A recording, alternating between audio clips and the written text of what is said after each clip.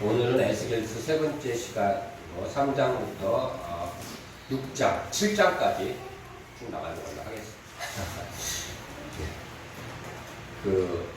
하나님께서 우리 지난 시간에 이스라엘 백성들의 마음을 좀 생각해 봤어요. 그렇죠? 근데 그들에게 하나님께서 에스겔서 2장 5절을 보면 내가 너를 선지자로 세웠다라고 얘기했어요. 에스겔의 원래 직업은 뭐였죠? 제사장이었어요. 근데 에스겔을 선지자로 세웠다 이렇게 얘기를 하셨어요. 그리고 이제 본격적으로 하나님께서 그들에게 말씀을 전파하라고 하는 것이 이제 오늘 나옵니다. 12절에 보니까 주의 영이 나를 들어 올리시는데 하나님께서 에스겔을 들어 올리셔서 이스라엘 백성들 가운데 갖다 놓고 그들에게 말씀을 전하라 라고 하셨어요. 그런데 되게 영광스러운 모습이죠. 하나님의 영이 나를 들어 올리시는 거예요. 그리고서 막 뒤에서 하나님의 영광의 소리가 막 나와요. 그리고 천사들의 모습도 보이고. 그런데 14절 보시면 주의 영이 나를 들어 올려 데리고 가시는데 내가 에스겔이 어떻게 했대요? 근심하고 분한 마음으로 갔대요. 좀 이상하지 않아요? 하나님의 영이 나타나서 선지자 세우고 하나님의 영광스럽게 해갖고 말씀을 전하라 그랬으면 이 정도 되면 하나님의 영이 나를 끌고 가는 거예요. 가서 어디로 데려다 놓냐면 15절 그에 내가 델라빔에 이르러 지난 시간에 제가 그랬죠. 이스라엘 그릴 강가에 있었는데 거기서 그발 강가에서 이렇게 운하를 짓는 일을 하고 이 사람들이 모여 사는 데는 델라빔이라고 그 옆에 있었어요. 이게 무슨 홍수로 떠밀려온 쓰레기 더미 뭐 이런 뜻이에요. 그런 데서 살게 했었어요. 그곳에다 데려다 주시는 거예요. 하나님께서. 얼마나 영적인 놀라운 일이에요. 그렇죠? 그런데 그렇게 가면 우리 같은 경우 그 정도 되면은 막 할렐루야 막 이러면서 정말 다 덤벼 이러고 갔을 텐데 지금 에스겔은 뭐래요? 근심하고 분한 마음으로 막 갔다는 거예요. 근데 이렇게 좀 이상한 구절은 자세히 무슨 뜻인지 살펴봐야 되는 거예요. 성경을 읽다가. 그렇잖아요. 그러면 무슨 뜻인가 이렇게 살펴봐야 되는 거예요. 그래서 하나하나 좀 살펴볼 필요가 있습니다. 그래서 근심하다라는 말은 마르라는 단어인데요. 여러분 이런 말 들어봤어요? 마라라는 말 들어봤어요? 성경에서? 마라의 광야에 있을 때 마라의 쓴물 이렇게 얘기하죠. 그렇죠? 마라라는 것을 물이 나는데 썼어요. 근데 그것을 이제 모세가 나뭇가지를 던지니까 다시 이제 달게 됐다고 이런 얘기인데 마라라는 게 쓰다라는 뜻이에요. 이 마르도 마찬가지예요. 쓴 이런 뜻이에요. 쓴 괴로움. 사무엘상 1장에 보면 한나가 한나네 집에는 한나네 집에는 부인이 둘이 있었어요. 하나는 한나고 하나는 분인나였어요. 그렇죠? 생각나시나요? 네. 분인나는 자식들이 있었어요. 한나는 자식이 없었잖아요. 남편이 자기를 좋아하긴 하는데 이뻐하긴 하는데 그런데 그 분인나로 인해서 막 괴로웠죠. 그 성전에 가갖고 막 그 괴로운 마음으로 기도해요. 그때 그 괴로움이라는 단어가 있고 마르라는 단어. 지금 에스겔도 마음이 막 괴로운 거예요. 우리 분한 마음 그러면은 느낌이 어때요? 뭔가 억울하고 이게 딱 떠오르더라고요. 저는. 야, 뭐 에스겔이 억울할 것까지 있었겠어? 이런 생각이 드는 거예요. 전통적인 지금까지 해석이 두 가지로 갈리는데 한 가지는 뭐냐면 이 분한 마음이라는 게 그냥 억울하다 이런 게 아니라 진노한, 그렇죠? 노한 마음 그런 뜻이에요. 노하다 이런 뜻이에요. 그래서 노한 마음. 에스겔이 왜 노했을까요? 이스라엘 백성의 그 재앙을 보면서 그 분노한 마음으로 그들에게 갔다 이렇게 표현하는 게 하나 있었고요. 설명하는 게. 또 하나는 이제 제가 생각하는 의미인데 그것은 뭐냐면요. 이 분하다라는 이 뜻은 무슨 뜻이냐면 사람의 마음의 감정의 상태를 표현하는 단어예요. 그래서 감정이 막 격해 있는 거예요. 격해 있는 감정인데 그 뒤에 분하다라는 게 분한 마음 그랬잖아요. 이 마음이라는 말은 무슨 뜻이냐면요. 호흡이에요. 호흡. 숨 이런 뜻이에요. 그러니까 뭔가 사람이 감정이 격해서 뭐 이러고 있는 거예요. 그런데 이게 분노냐? 그게 아닌 것 같아요. 공동 번역에 보면 이 부분을 그래서 이렇게 번역합니다. 야훼의 손에 꽉 붙잡혀 가는데 나는 그냥 불안하고 초조한 심정이었다. 가기 싫은 거예요. 왜 그랬을까요? 에스겔. 여러분들 하나님께서 에스겔에게 이스라엘 백성한테 가고 너네들은 심판받을 거라고 전하라 그러면서 뭐라고 얘기하냐면 그 백성이 이 얘기를 잘 들을 거래요? 안 들을 거래요? 안 들을 거래요. 머리가 딱딱하대요. 그러니까 머리가 딱딱하고 뻔뻔하다는 거, 얼굴이 철면피 같다는 거예요. 그래서 에스겔을 보내면서 너는 그러니까 네 머리를 더 딱딱하게 해줄 테니까 원래 이래야 되는 거 아니에요? 그런 백성에게 보내면서 하나님이 내가 그 마음을 물같이 녹여줄게. 이래야지 정상이잖아요. 권능의 에스겔을 감쌀 게 아니라 감동시킬 게 아니라 그들을 감동시켜 주셔야 되는 거잖아요. 네가 가면 그 딱딱한 애들이 네 말을 듣고 다 녹아버릴 거야. 요나가 딱 가서 니느성이 뒤집어졌던 것처럼 그렇게 될 거야. 이렇게 좀 뭔가 우리가 하나님의 말씀을 전한다든지 하나님 뜻대로 살아나갈 때 그게 좀 그래도 이게 영향을 미칠 것 같다, 변화가 있을 것 같다 그러면 힘들어도 해요. 뭐 성경 나가도 왜 하는 거야? 이렇게 함으로써 정말 여기에 복음의 씨앗이 뿌려질 것이다 라는 기대감이 있으니까 하는 거잖아요. 근데 하나님께서 직접 얘기하셨어요. 네가 암만 그래도 그들은 안 들어. 이런 얘기 듣고 가갖고 하고 싶겠어요, 그게. 그러니까 싫은 거예요. 가면 무조건 100% 뒤집어진 게 아니라 나를 막 배격하고 미운 눈으로 쳐다보고 나를 그렇게 할 건데 내가 거기를 억지로 끌려가는 거죠. 하나님의 손에 끌려서. 여기 그 권능이란 말은 손이란 뜻이거든요, 사실은. 그래서 우리 번역이 야훼의 손에 꽉 붙잡혀 가는데 이런 거예요. 권능에 감동시키다라는 말은 붙잡히다라는 거예요. 하나님의 손에 붙잡혀서 가는 거예요. 공동 번역이 굉장히 직역적인 표현인데 의미가 훨씬 더 살아나는 것 같아요. 그래서 정말로 이 그 직역을 하면 하나님의 손이 가기 싫은 에스겔을 붙잡고 거기다 갖다 놓는 거예요. 그러니까 얼마나 불안하고 초조하고 이러면서 갔어요. 가가지고 15절 내가 데라빔에 이르러 그 사로잡힌 백성 곧 그발 강가에 거주하는 자들에게 나아가 그 중에서 두려워 떨며 7일을 지내니라. 거기 그렇게 갔으니 다 죽었어. 말씀을 들어. 이렇게 했겠어요? 아니에요. 두렵고 떨면서 그 속에서 7일 동안 그 사람들 말리조차 못하고 있었다는 거죠. 근데 충분히 우리에게도 이런 상황들이 있지 않습니까? 우리도 그들 가운데서 내가 하나님 백성이야 하지만 그들 가운데서 우리도 두렵고 떨고 소심하면서 그러고 있을 때가 있지 않습니까? 그런 것 같아요. 그렇죠? 우리도 하나님의 백성으로서의 모습을 보이고 살아야 되는데 세상 속에 들어가면 정말 우리가 갖고 있는 가치 있는 것들, 우리가 갖고 있는 정말 자랑스럽고 뿌듯한 것들이 별거 아닌 것들이 되는 거예요. 우리 유사모님 그런 얘기 많이 하던데 우리끼리 있으면 정말 우리가 하나님 주신 은혜 그런 것들이 너무 가슴 벅차고 막 이러는데 회사에 가면 그 사람들 막 매일 아침에 금 사러 다니고 금목걸이 사러 다니고 하는 사람들이잖아요.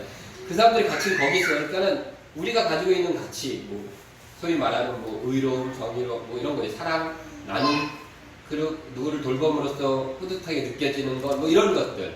그런 것들이 정말 별 볼 일 없는 것들로 취급받는 거예요. 그럼으로써 위축되고 이러는 거죠. 전도만 나가봐도 그래요. 전도하러 나가려면은 나가기 전에 뭐 하죠? 보통 교회에서 노방교회 기도하잖아요. 뜨거울까 안 뜨거울까요? 뜨거워요. 왜요? 두려우니까. 선교지 가갖고서도 마찬가지죠. 선교지 가서 청년들 있고 선교지 가갖고 이제 그곳에 마을에 전도 나갑시다 하면 기도하고 나오면 뜨거워요. 뚜껑 열리는 것 같아요. 하늘문 열리는 것처럼 막 기도하고 나와요. 그리고 딱 나가면은 정작 그러면서 나갔음에도 불구하고 막 자신있게 하느냐? 잘 못해요. 찝쩍거리게 되고 계속 위축되고 하나님의 뜻대로 살아가려고 혹은 하나님의 뜻을 전하려고 좀 하려고 해도 잘 안 됩니다. 그런데 에스겔도 그랬어요. 그런데 그런 에스겔을 왜 하나님은 그런 7일 동안 두려움에 떨면서 아무것도 안 하는데도 불구하고 왜 그렇게 시키시는가? 억지로 끌고 갖고 거기다 갖다 놓고 그렇게 떠는 모습을 보게 하셨을까요? 2장 5절에 답이 있습니다. 2장 5절로 가십시다. 같이 읽겠습니다. 시작. 그들은 패역한 족속이라. 그들이 듣든지 아니 듣든지 그들 가운데에 선지자가 있음을 알지. 하나님 이건 뭐예요? 그들 가운데 듣든지 안 듣든지 변화되든지 안 되든지 네가 그렇게 함으로 인해서 그들 가운데 선지자가 있다는 걸 알리라. 우리가 세상에 나가서 두렵고 우리도 고개 숙일 때 있어요. 그럼에도 불구하고 우리가 하나님의 뜻대로 살아가려고 몸부림치면서 살아야 되는 이유, 그 속에도 하나님의 뜻을 지키는 사람이 있음을 알게 하기 위해 우리의 모습을 통해서 하나님의 말씀을 따라서 하나님의 살아계심을 증거하는 사람들이 아직도 있구나 라는 것을 알리기 위해서 우리는 존재하는 거예요. 그래서 우리는 그 속에서도 두렵고 떨리면서도 그 속에서 머물며 하나님의 말씀을 전하고 하나님의 뜻을 지키기 위해서, 하나님 뜻대로 살아가기 위해서, 하나님의 모습을 드러내기 위해서 그렇게 몸부림치면서 사는 것. 그게 저와 여러분들의 삶입니다. 우리 진리하는 교회가 비록 작지만 또 그동안 10년간은 교회 건물도 없이 이곳저곳에서 예배를 드리고 했지만, 그래도 우리가 그렇게 함으로써 우리가 존재해왔던 이유 중에 가장 큰 이유가 이거였죠. 사람들이 우리를 보면서 그래도 하나님의 뜻대로, 그래도 건물이 없어도 교회는 건물이 아니야. 그럼에도 불구하고 우리는 하나님을 예배하며 교회로서의 흩어지지 않고 꿋꿋하게 살 수 있는 것이야. 그게 성경적인 것이야. 라고 지켜왔던 것이죠. 꼭 화려한 건물이 있고 좋은 시설이 갖춰져야만 교회가 유지될 수 있는 것도 아니고, 하나님의 말씀과 찬양과 그 말씀을 붙잡고 예배하는 사람들이 있다면 그것은 교회로서 충분히 가치가 있는 것이다. 하나님께서 에스겔을 통해서 주셨던 그 마음과 말씀들이 오늘날 저와 여러분들에게도 새겨졌으면 좋겠습니다. 네. 그런 하나님께서 17절에 오늘의 제목입니다. 파수꾼. 17절에 에스겔을 또 새로운 명령으로 이야기하십니다. 17절 같이 읽어보겠습니다. 시작. 인자야, 내가 너를 이스라엘 족속의 파수꾼으로 세웠으니, 지금까지는 에스겔을 뭐로 세우셨다고요? 그랬어요? 네? 선지자. 그렇죠? 제사장이었어요, 에스겔은. 그 다음에 선지자였어요. 근데 이제 파수꾼이래요. 파수꾼이 뭔지 아세요? 누군지 아세요? 성벽에 올라가 있다가 적군이 오면 그걸 알리는 사람이 파수꾼이에요. 적군을 알리는 것뿐만 아니라 불이 난다든지 밤새, 그러면 불이야 이렇게 소리치는 거죠. 그렇죠? 홍수가 나서 어디가 무너졌어요. 성벽이 무너졌어 이렇게 얘기하는 게 파수꾼이에요. 뭐 벼락을 맞을 수도 있고 여러 가지 일이 있잖아요. 그렇죠? 그런데 외쳐서 사람들에게 위험을 경고하고 하는 것이 파수꾼입니다. 하나님께서 에스겔을 파수꾼으로 세우셨다는 거예요. 그리고 나서 하나님 뭘 하시냐면, 에스겔이 선지자로서 하는 것, 그 벌벌 떨고 있으니까 하나님이 좀 마음에 안 드셨던 거예요. 그래가지고 에스겔의 입을 막아버리셨어요. 26절을 보시면, 3장 26절을 보면, 내가 내 혀를 내 입천장에 붙게 하여 내가 말 못하는 자가 되어 그들을 꾸짖지 못하게 하여, 그들에게 더 이상 말하지 마. 너 시원찮아 안 되겠어. 그런 다음에 이제 행동으로 하라는 거예요. 그러면서 4장과 5장에 걸쳐서 하나님께서 특이한 행동을 하라고 얘기하십니다. 이것도 에스겔에서 꼭 우리가 기억해야 될 부분이에요. 첫 번째는 뭐냐면, 흙판을 가져다가, 진흙판을 가져다가 땅에다 놓고서 거기다가 예루살렘 성을 하나 지으라는 거예요. 그림을 그리라는 거예요.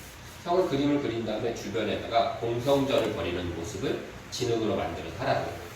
공성전이라는 게, 저도 이번에 한사를 보면 나거든요. 공성과 수성이 있어요. 수성은 성을 지키는 게 수성이고, 공성은 공격하는 게 공성이더라고요. 저는 공성전 그러면 뭐 이렇게 뭐죠, 쇠구슬 같은 거를 이렇게 던져갖고 성벽 무너뜨리고 뭐 이런 것만 생각했는데, 물론 그것도 포함돼요. 근데 성을 둘러싸고 그 성을 공격하는 모습이 공성전이에요. 수성전은 그 성에 가만히 있으면서 방어하는 모습이 수성전이에요. 근데 하나님 뭐라 그러면 공성전을 펼치라는 거예요. 그러니까 성을 그려놓고 거기다가 길거리에 앉아갖고 나이든 사람이 앉아갖고 성을 그려놓고 그거를 누가 공격하는 모습을 막 만든, 진흙으로 만들는 거예요. 그러고만 있으면 괜찮은데, 그러고 나서 왼쪽으로 390일 동안 누워있어요. 그러면서, 그리고 그 390일이 끝나면 다시 오른쪽으로 40일을 누워있어요. 그러니까 1년이 넘는 동안 그 공성전을 해놓고 거기서 누워있는 거예요, 에스겔. 그래야 되는 거예요. 그러고 하나님 하신 나에게 너가 움직이지 못하도록 내가 만들겠다. 그래서 움직이지도 못하게 해주셨어요. 그러니까 꼼짝없이 누워서 성을 나누는 거예요. 그러면서 하나님이 뭐라고 얘기하시냐면, 이 성이 바로 예루살렘 성이고, 하나님이 해석을 다 해주시는 거예요. 예루살렘 성이 이렇게 포위 공격을 당할 것이다. 네가 390일 동안 왼쪽으로 누워있는 것은 북이스라엘의 죄를 네가 담당하는 것이다. 다시 오른쪽으로 40일 눕는 것은 유다의 죄를 담당하는 것인데 하루가 1년을 대가하는 것이다 라고 설명을 착하게 해주세요.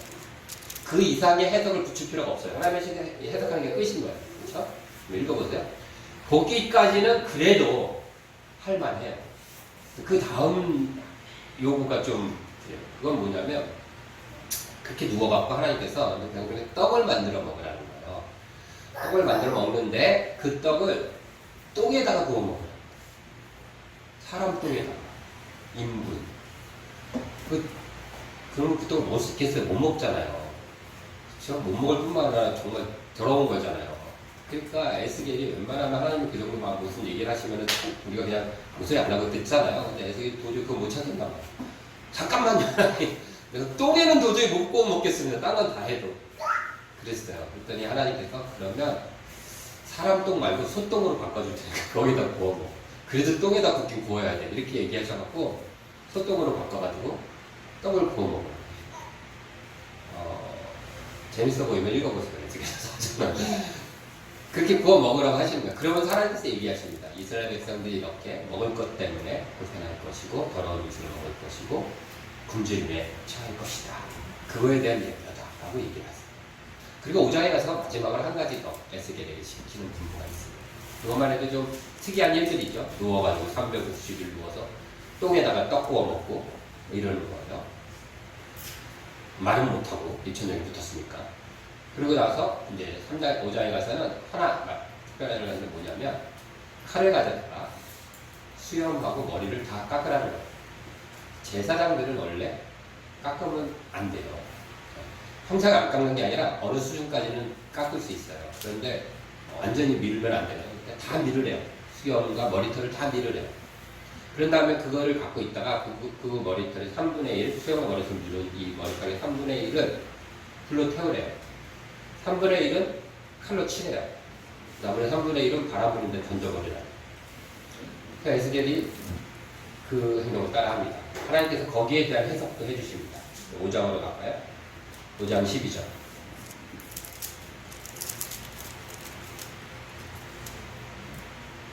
5장 12절 같이 읽습니다. 너희 가운데에서 3분의 1은 전염병으로 죽으며 기근으로 멸망할 것이요 3분의 1은 너희 사방에서 칼에 엎드려질 것이며 3분의 1은 내가 사방에 흩어버리고 또 그 뒤를 따라가며 칼을 빼리라. 라는 것에 대한 상징으로서 3분의 1은 불태우고 3분의 1은 칼로 머리카락을 치고 3분의 1은 바람에 흩어버리라 라고 얘기하신 거예요. 그것을 말로 하지 말고 저처럼 말로 하지 말고 이렇게 행동을 하라는 거예요. 그 제사장이 머리를 다 깎고 이러고 있으면 사람들이 쳐다볼 거 아니에요. 그럼 막 칼로 치고 불태우고 뭐 특이한 행동을 하는 거죠. 390일 동안 누워가지고 똥에다 구워 먹다가 이러니까 사람들이 이스라엘 백성이 쳐다보겠죠. 거기에 대한 해석을 해주시는 거예요. 그렇게 하라고 하시는 겁니다.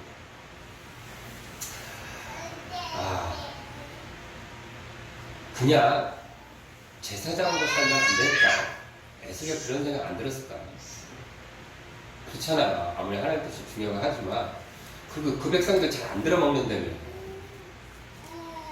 에스겔은요 25년간 복음에서 어려서부터 제사장이 되기 위해서 배우고 공부하고 자기 몸을 아끼면서 살아온 사람이에요. 4장 14절에 보면 아까 그 인분을 구워 먹어라 라고 얘기했을 때 그때 에스겔이 4장 14절에 이런 얘기를 해요. 읽어볼게요. 내가 말하되 아하 주 여호와여 나는 영혼을 더럽힌 일이 없었나이다. 어려서부터 지금까지 스스로 죽은 것이나 짐승에 찢긴 것을 먹지 아니하였고 가증한 고기를 입에 넣지 아니하였나이다. 어려서부터 영혼을 더럽히지 않으려고 자기는 제사장이니까 나는 그 일을 감당하기 위해서 몸을 지키면서 그렇게 살아왔다는 거예요.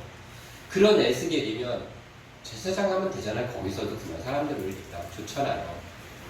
그거 제일 잘하는 일이고 자기가 전문가 하고 싶은 일이고 준비했던 일이잖아요. 그런데 하나님께서 선지자를 하라. 그것까지만 해도 그래도 받아들여서 제사장이나 선지자는 어차피 하나님의 말씀도 전해야 되니까. 그리고 선지자는 그 당시에 심판관의 역할을 했었거든요. 그래서 막 나단 선지자 같은 경우 다윗이 잘못하면 너 잘못했어 뭐 이렇게 꾸짖기도 하고 이스라엘 백성 꾸짖고 야단치고 그 정도까지만 해서 좀 할 만할 것 같은데 이제 그것도 하지 말래요. 말도 하지 말고 입을 딱 닫아버리시더니 이런 이상한 행동을 하는 거예요. 소똥에다 구워 먹고 움직이지 못해 누워있고. 나중에 24장에 가면 하나님 무슨 말씀을 하시냐면요. 내가 너한테서 네가 가장 기뻐하는 것을 내가 빼앗아가리라 라고 이스라엘 백성들한테 전하라는 거예요. 그러면서 뭐라고 하냐면 그러나 너네들은 슬퍼도 하지 마라 그러셨어요. 그러니까 에스겔이 아침에 그 말을 듣고 이스라엘 백성 그때 가서 이제 입술이 틀리거든요. 이스라엘 백성한테 그대로 전해요. 너희들이 가장 기뻐하는 거 뺏어갈 것 같은데 슬퍼하지도 말라. 그리고 집에 왔는데 하나가 안 죽었어요.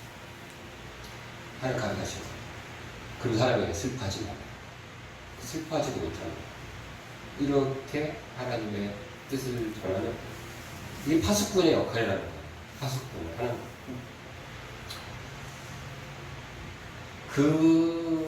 그러면서 저는 이걸 읽으면서 그랬어요. 그런 것까지도 그래도 뭐 어쨌든 뭐 하나님 시키니까 할 수 있을 것 같아요. 근데 저희가 마음에 제일 걸렸던 게 하나가 뭐냐면 우리 읽은 본문에 보면 뭐라고 얘기하시냐면 네가 악인의 뜻을 돌이키게 했어요. 근데 그 악인이 그 얘기를 듣고서 돌이키지 않았어. 그럼 악인이 죽어요. 그쵸? 근데 네가 악인한테 그 말을 안 해가지고 그 악인이 죽었어요. 그러면 그 죄값을 누구한테 찾는다고요? 나한테 찾겠다는 거예요. 이거 굉장히 부담감을 주시는 거잖아요.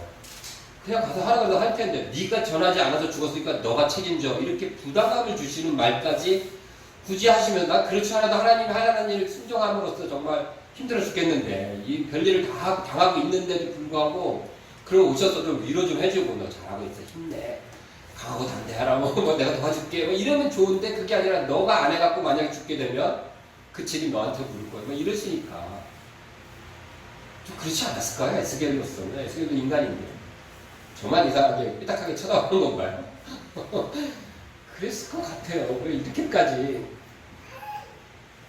그런데 에스겔 그런 뉘앙스를 풍기지 않고 이렇게 그 일을 해요. 왜 그랬을까? 자꾸 쳐다봤어요. 왜 그랬을까요? 여러분들이라면 어땠을 것 같아요? 이런 생각 안 들었을까요? 저만 나쁘죠? 같이 나빠주시면. 근데 제가 그래서 읽고 또 읽고 2장 3장을 읽고 또 읽고 막 그러다가 3장을 봤어요. 그랬더니 이렇게 말씀이 드렸더라고요. 17절 아까 읽었던 3장 17절 파수꾼으로 세우실 때 인자야 내가 너를 이스라엘 족속의 파수꾼으로 세웠으니 그들 같이 읽읍시다. 너는 내 입의 말을 듣고 나를 대신하여 그들을 깨우치라. 하나님을 대신하고 있다는 것을 알았어요. 자신이 지금 하고 있는 것이 하나님을 대신하여서 한다.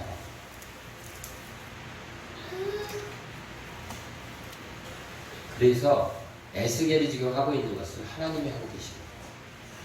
그것을 대신하여 에스겔이 하고 있는 거예요. 그리고 그들 가운데 선지자가 있음을 알게 하는 거예요. 그러면서 떠올리는 게 있었어요. 사무엘상 17장에 보면 제가 굉장히 사랑하는 말씀 중에 하나인데 다윗이 골리앗을 무찌를 말하죠. 골리앗이 40일 넘도록 고래고래 소리 지르면서 이스라엘 하나님과 이스라엘 백성과 이스라엘 군대를 막 모욕할 때 다윗이 그 앞에 나옵니다. 그러면서 다윗이 하는 유명한 고백 있죠. 45절 너는 네, 칼과 창과 단창을 내게 오거니와 나는 만군의 여호와이라 곧 내가 모욕하는 이스라엘의 하나님의 이름으로 내가 간다. 이렇게 갑니다. 그리고 이어서 바로 나오는 46절에 다윗이 그 얘기 내가 너를 죽여서 공중의 새가 물러가게 하고 들짐승에게 다 물어뜯기게 하겠다. 그것을 통해서 뭘 할 거냐면 온 땅으로 이스라엘의 여호와가 있음을 알게 하리라. 라는 것이 다윗의 목적이었던 거죠. 그 말이 떠올랐어요.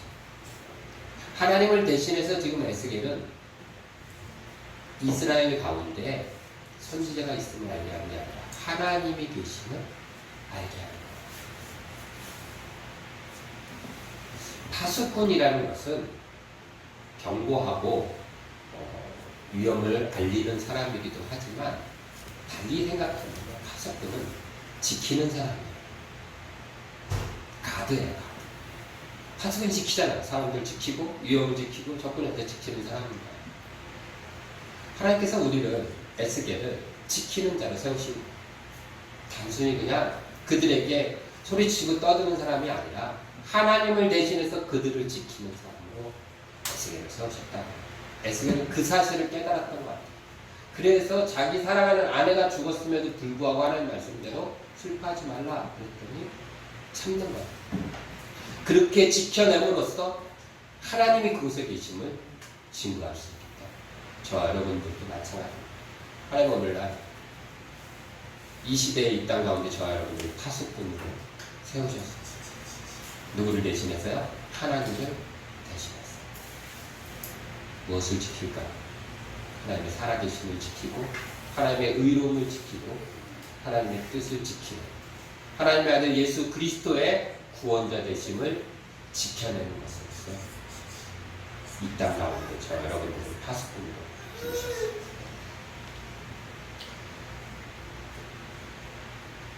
곰곰이 생각해 봤습니다. 항상 하나님이 나를 대신하셨지 내가 하나님을 대신한 적은 없었던 것 같아요. 하나님이 나를 대신해서 십자가에 달리시고 하나님이 나를 대신하여 채찍질 당하시고 나를 대신하여 모욕 당하시고 죽음 당하시고 하나님이 나를 대신해서 하셨어요. 나도 하나님을 대신하여 이렇게 말씀을 지키고 하나님의 거룩하심과 하나님의 살아계심을 좀 지켜내는 일 할 수도 있지 않을까요? 마지막 때를 살아가는 우리들이 또 우리 진리하나님께서 힘들고 어렵지만 그곳에서 이렇게 하나님의 파수꾼으로서 그런 거룩한 의를 지켜나는 저 여러분들이 되기를 간절히 축원합니다. 기도하겠습니다.